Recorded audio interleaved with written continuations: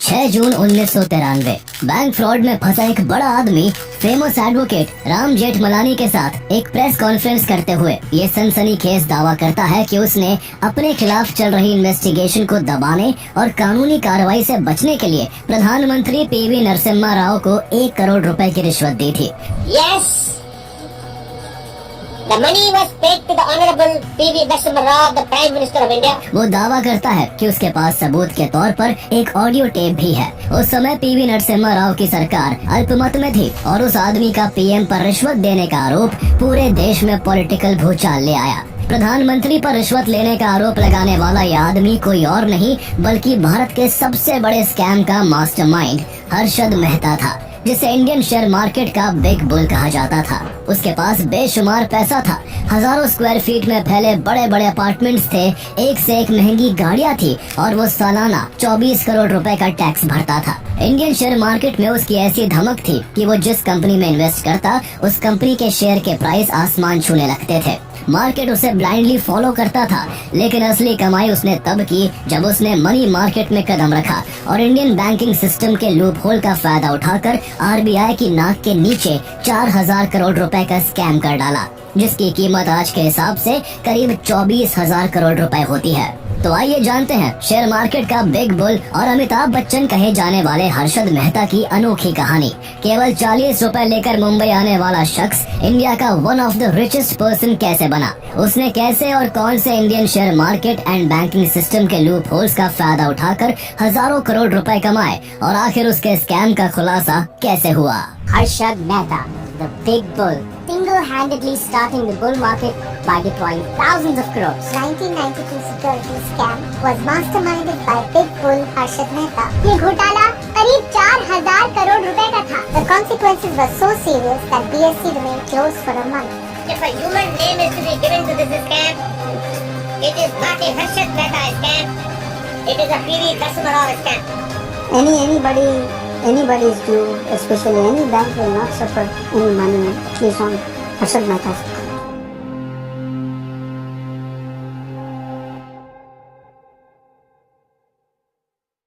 हर्षद मेहता का जन्म 29 जुलाई 1954 को गुजरात के राजकोट जिले के पनेली मोती में एक जैन परिवार में हुआ था। हर्षद के पिता शांतिलाल मेहता ने मुंबई में टेक्सटाइल बिजनेस शुरू किया, इसलिए उनका परिवार वहीं शिफ्ट हो गया। हर्षद और उसके तीनों भाइयों की शुरुआती पढ़ाई घाटकोपर के ही एक लोकल स्कूल में हुई। हालांकि जब हर्षद केवल 10 साल का था तभी उसके पिता की तबीयत काफी खराब हो गई और उसका परिवार 1964 में छत्तीसगढ़ के रायपुर में शिफ्ट हो गया। हर्षद के पिता ने रायपुर में भी अपने बिजनेस को खड़ा करने की कोशिश की, लेकिन उन्हें सफलता हाथ नहीं लगी। अगले कुछ सालों में उनकी फाइनेंशियल कंडीशन इतनी खराब हो गई कि उन्हें अपने बेटों की स्कूल फीस भरने के लिए अपनी पत्नी के गहने तक बेचने पड़ गए। हर्षद के पिता के कारोबार के साथ साथ उनका स्वास्थ्य भी बिगड़ रहा था, इसलिए 12th तक की पढ़ाई रायपुर से ही करने के बाद साल 1973 में हर्षद मुंबई अपने मामा के घर चला गया और वहाँ लाला लाजपत राय कॉलेज में कॉमर्स से ग्रेजुएशन करने के साथ साथ छोटी मोटी नौकरियां भी करने लगा। ग्रेजुएशन करते हुए उसने कभी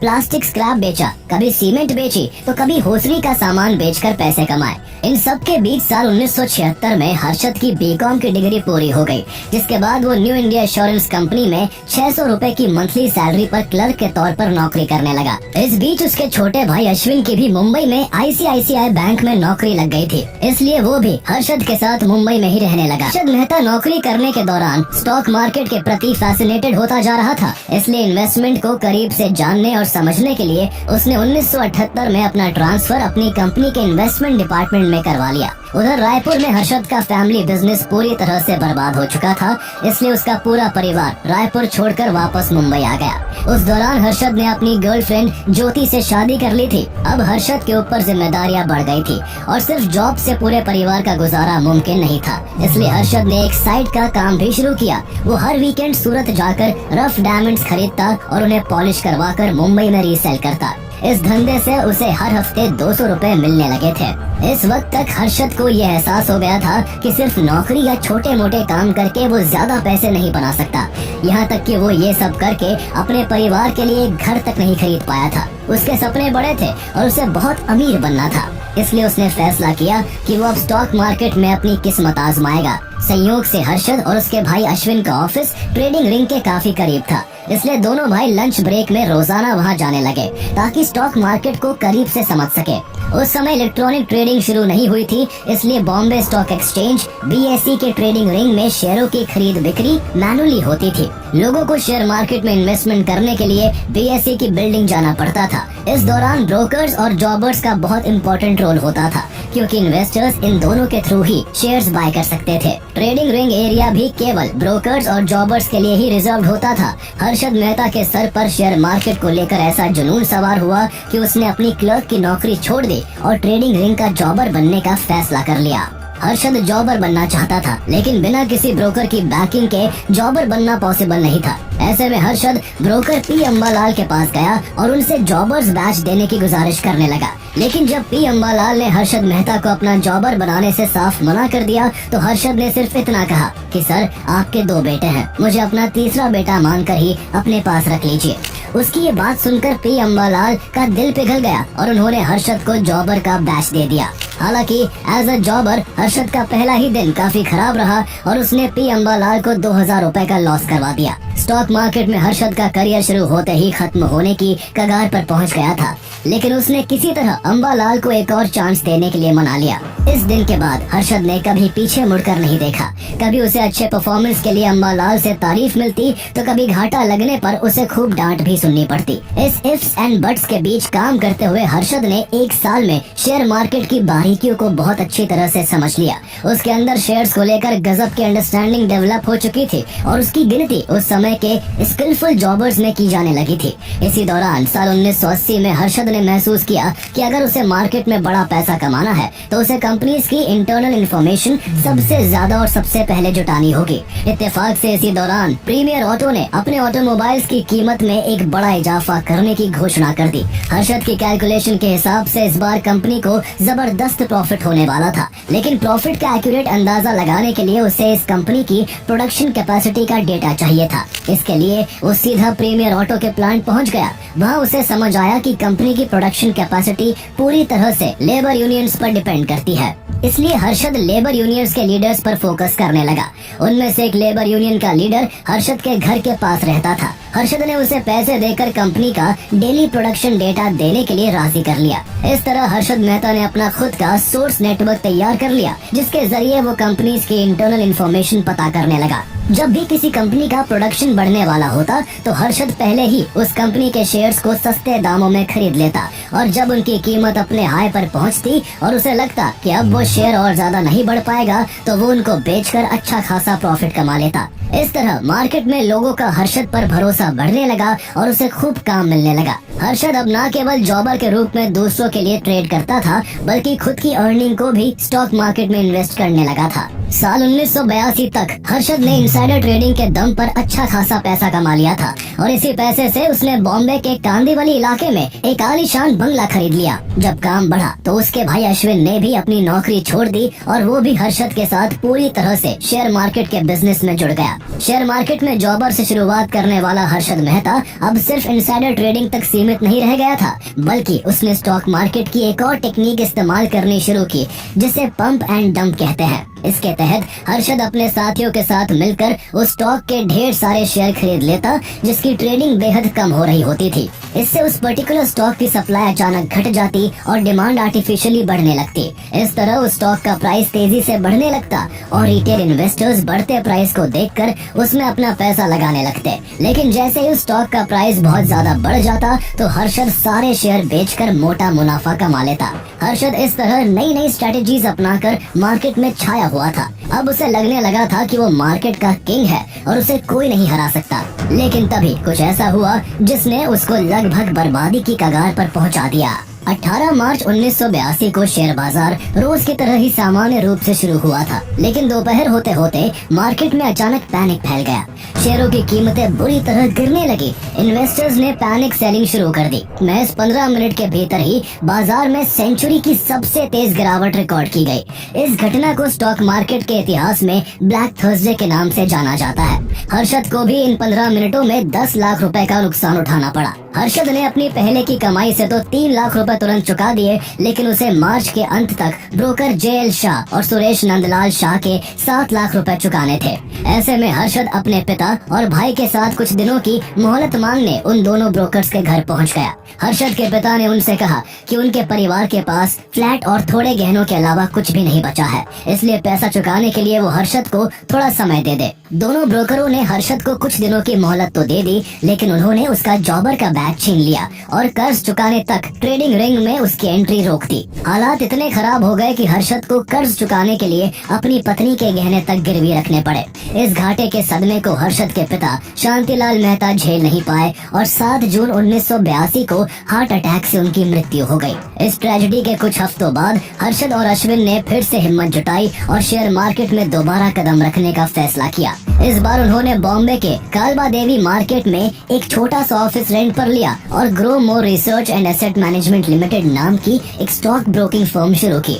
हाल ही में हुए नुकसान के कारण लोग उन पर भरोसा नहीं कर पा रहे थे, इसलिए शुरुआत में दोनों ने अपने क्लोज फ्रेंड्स और रिलेटिव्स का पैसा इन्वेस्ट करना शुरू किया। हर्षद ने नोटिस किया कि चाय की पत्तियों का दाम तो बढ़ रहा था, लेकिन चाय कंपनियों के शेयर की कीमत अब भी काफी कम थी। ऐसे में हर्षद ने अनुमान लगाया कि अगर डिमांड बढ़ रही है तो कंपनियों के शेयर भी जल्द ही ऊपर जाएंगे, इसलिए उसने टी इंडस्ट्री से जुड़ी कंपनियों के भारी मात्रा में शेयर्स खरीद लिए। उसका अनुमान बिल्कुल सही निकला और कुछ ही महीनों में इन कंपनियों के शेयर प्राइस ने जबरदस्त उछाल मारा, जिससे हर्षद को भारी प्रॉफिट हुआ। ग्रो मोर से जुड़ने वाले क्लाइंट्स को भी हाई रिटर्न मिलने लगे और हर्षद की चर्चा शेयर बाजार में फिर से होने लगी।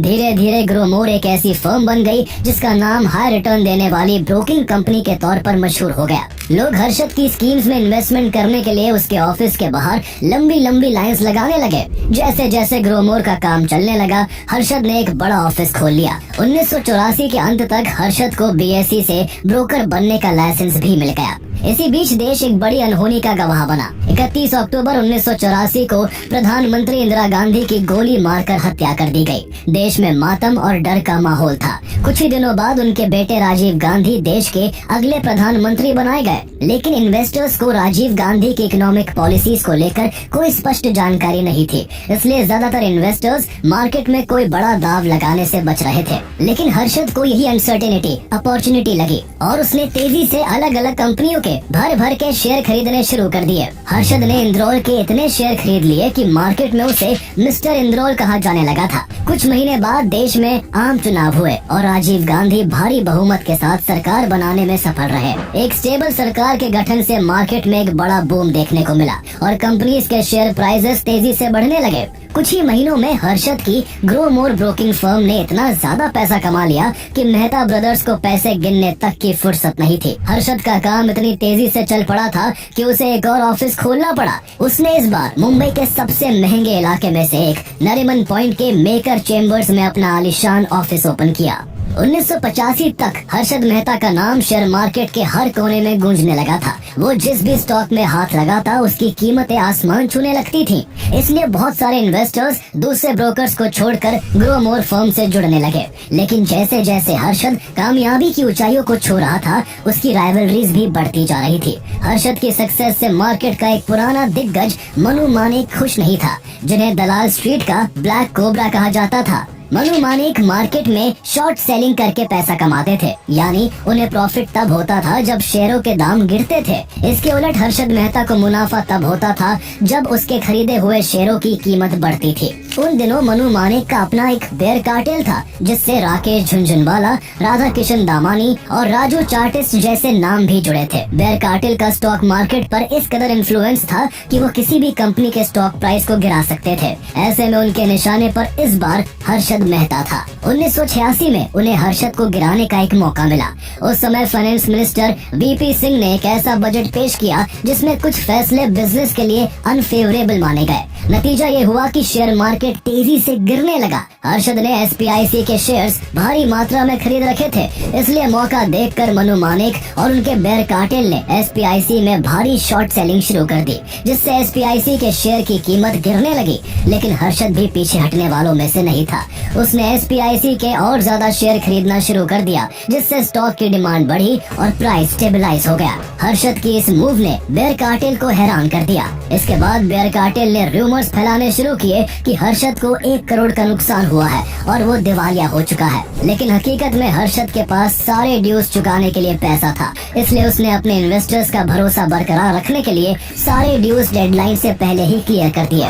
इस तरह हर्षद मेहता ने बेयर कार्टेल की सबसे बड़ी साजिश को मात दे दी थी और उसकी साख अब पहले से कहीं ज्यादा ऊपर उठ गई थी। हालांकि इस सब में उसे 1.5 करोड़ रुपए का नुकसान हुआ था, लेकिन हर्षद मेहता ने इस बड़े लॉस के बाद भी बड़ा बाउंस बैक किया।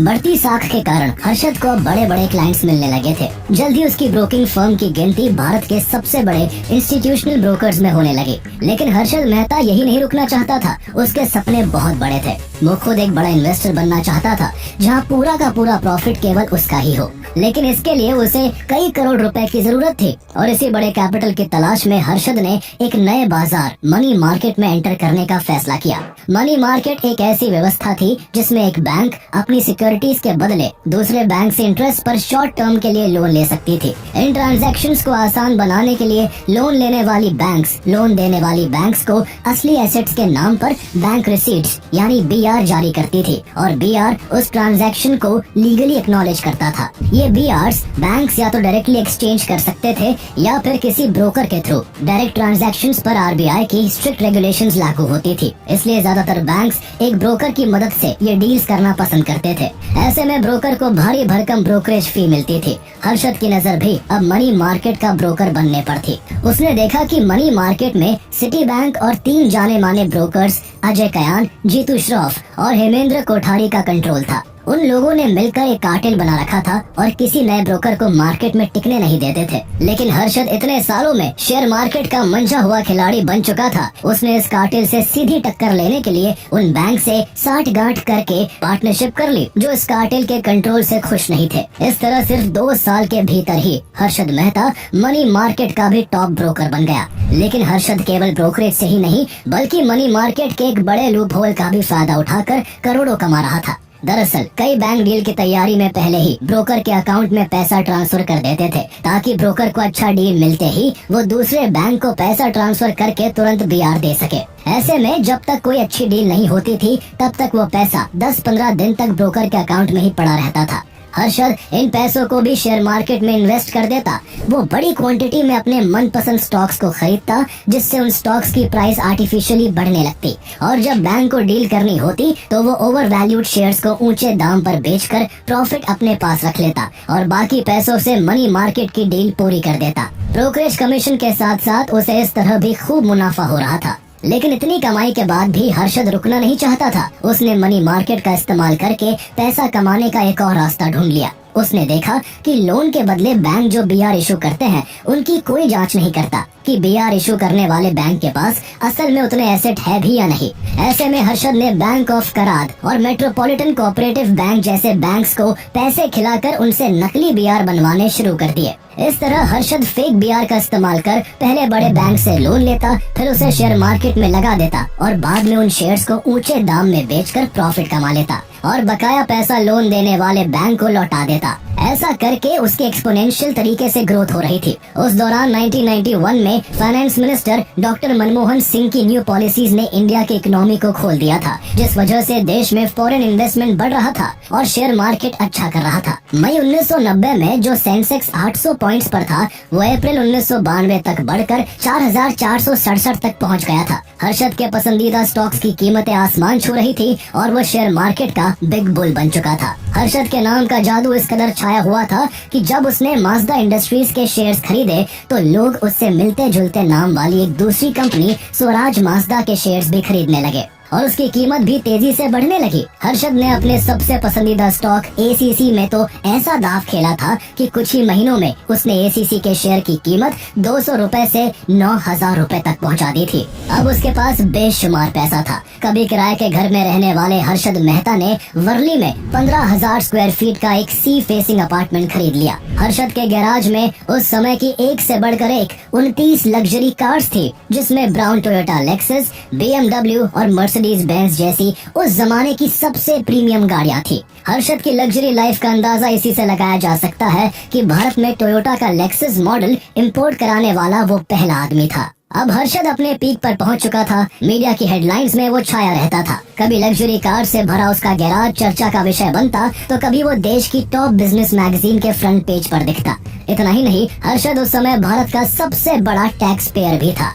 लेकिन इतनी शोहरत और दौलत के बावजूद हर्षद रुकना नहीं चाहता था। वो नकली बैंक रिसीप्ट्स के जरिए बड़े बड़े बैंक से मनमाने लोन लेता रहा और उन पैसों से बेधड़क शेयर्स खरीदता गया। इसी दौरान जुलाई 1991 में आरबीआई को जानकारी मिली कि मनी मार्केट में बीआर का धड़ल्ले से मिसयूज हो रहा है। आरबीआई ने इस फ्रॉड को पकड़ने के लिए कुछ बैंक्स की जांच के ऑर्डर जारी किए और आगे से बीआर के इस्तेमाल के लिए काफी सख्त गाइडलाइंस लागू की। इससे नकली बीआर का इस्तेमाल और मनी मार्केट में हेर फेर करना काफी मुश्किल हो गया। लेकिन अब तक हर्षद इतना ओवर कॉन्फिडेंट हो चुका था कि उसे लगने लगा कि उसे कोई नहीं पकड़ पाएगा, और यही उसका सबसे बड़ा ब्लंडर साबित हुआ। आरबीआई की सख्ती के बावजूद उसने दिसंबर 1991 में एसबीआई से किसी और बैंक के बिहाफ पर 500 करोड़ का फंड ले लिया और हमेशा की तरह सीधे शेयर मार्केट में लगा दिया। हालांकि आरबीआई की जांच के बीच हर्षद इस बार नकली बीआर नहीं बना पाया था, इसलिए उसने एसबीआई के एक एम्प्लॉय आर सीतारमन को रिश्वत देकर एसबीआई के रिकॉर्ड्स में हेरफेर करवा दी, ताकि सीनियर ऑफिसर्स को 500 करोड़ के सिक्योरिटीज गैप का पता न चल सके। लेकिन आरबीआई के प्रेशर के बीच अप्रैल 1992 में एसबीआई के ऑफिसर्स ने इस 500 करोड़ के गैप का पता लगा लिया। एसबीआई ने तुरंत हर्षद पर पैसा लौटाने का दबाव बनाया। ऐसे में अगर वो जल्दी पैसे नहीं लौटाता तो उसके खिलाफ लीगल एक्शन होने पर उसका बैंक रिसीप्ट का फ्रॉड एक्सपोज हो जाता। लेकिन इतने बड़े रिस्क के बावजूद हर्षद ने अपने शेयर्स नहीं बेचे, बल्कि उसने नेशनल हाउसिंग बैंक से पैसा लेकर एसबीआई को किश्तों में लौटा दिया। लेकिन उसकी मुसीबतें फिर भी कम नहीं हुई। हर्षद अब एक ऐसे दलदल में फंस चुका था जहां से उसके लिए निकलना नामुमकिन था। आरबीआई ने इस मामले की जब गहराई से जांच की तो पाया कि हर्षद ने ग्रीनलेस बैंक के अपने अकाउंट से एसबीआई को 574 करोड़ रुपए का भुगतान किया था, जिसमें से 489.75 करोड़ रुपए नेशनल हाउसिंग बैंक के चेक से आए थे। ऊपर से तो ये नेशनल हाउसिंग बैंक और ग्रीनलेस बैंक के बीच एक सिक्योरिटीज ट्रांजैक्शन जैसा दिखता था, लेकिन वास्तव में नेशनल हाउसिंग बैंक के पास इसके लिए कोई सिक्योरिटीज मौजूद नहीं थी। आखिरकार बैंक रिसीप्ट के जरिए किए जा रहे इस घोटाले का पूरा रहस्य सामने आ गया था। रही सही कसर टाइम्स ऑफ इंडिया की जर्नलिस्ट सुचेता दलाल ने पूरी कर दी। जैसे ही उन्हें इस घोटाले की खबर मिली, उन्होंने 23 अप्रैल 1992 को इस पूरे मामले को फ्रंट पेज पर काफी डिटेल में छापते हुए लिखा कि एसबीआई के अकाउंट से 500 करोड़ रुपए गायब है और इसके पीछे बिग बुल का हाथ है। रिपोर्ट सामने आते ही संसद में हंगामा हो गया। विपक्ष ने सरकार को घेरा, जिसके बाद जांच के लिए इनकम टैक्स, आरबीआई और सीबीआई जैसी एजेंसियां लगा दी गई। इसके बाद हर्षद के मनी मार्केट और शेयर बाजार के सारे घोटाले सामने आने लगे। हर्षद मेहता का घोटाला सामने आते ही शेयर मार्केट क्रैश कर गया। हर्षद के स्टॉक सबसे ज्यादा गिरे। रिटेल इन्वेस्टर्स को भी करोड़ों का नुकसान हुआ। जिन बैंक्स के जरिए हर्षद ने जाली बीआर बनाए थे वो डूब गए। ये पूरा स्कैम 4000 करोड़ से भी ज्यादा का था, जो कि उस समय इंडिया के सबसे बड़े घोटालों में से एक था। 4 जून 1992 को हर्षद और अश्विन मेहता को गिरफ्तार कर लिया गया। उनके घर, बैंक अकाउंट्स और कारें जब्त कर ली गई। इस दौरान जून 1993 में हर्षद और उनके एडवोकेट राम जेठमलानी ने प्रेस कॉन्फ्रेंस के जरिए उस समय के प्रधानमंत्री पीवी नरसिम्हा राव पर केस को दबाने के बदले 1 करोड़ रुपए की रिश्वत लेने का आरोप लगा दिया था। हालांकि जांच एजेंसियों ने उसके इस दावे को गलत बताते हुए इसे इन्वेस्टिगेशन को मिसलीड करने का जरिया बताया। कानूनी लड़ाई कई सालों तक चलती रही। इस दौरान हर्षद कई बार जेल के अंदर बाहर होता रहा और इसी बीच 31 दिसंबर 2001 को मुंबई के थाने जेल में हर्षद मेहता को अचानक सीने में दर्द उठा, जिसके बाद उसे सिविल हॉस्पिटल में भर्ती कराया गया, लेकिन इलाज के दौरान ही उसकी मौत हो गई। घोटालों में फंसने से पहले तक हर्षद देश का सबसे बड़ा टैक्स पेयर था और वो सालाना करीब 24 करोड़ का टैक्स पे कर रहा था। एक अनुमान के मुताबिक अगर हर्षद पकड़ा नहीं जाता और जिंदा होता तो वो आज मुकेश अंबानी से भी ज्यादा अमीर होता। जहां हर्षद को कोई फ्रॉड मानता है तो कोई उसे शेयर मार्केट का सबसे बड़ा जीनियस कहता है। सच्चाई जो भी हो, लेकिन हर्षद मेहता ने उस समय इंडियन बैंकिंग सिस्टम के कई बड़े लूप होल्स को सामने लाकर आरबीआई को कई बड़े चेंजेस कर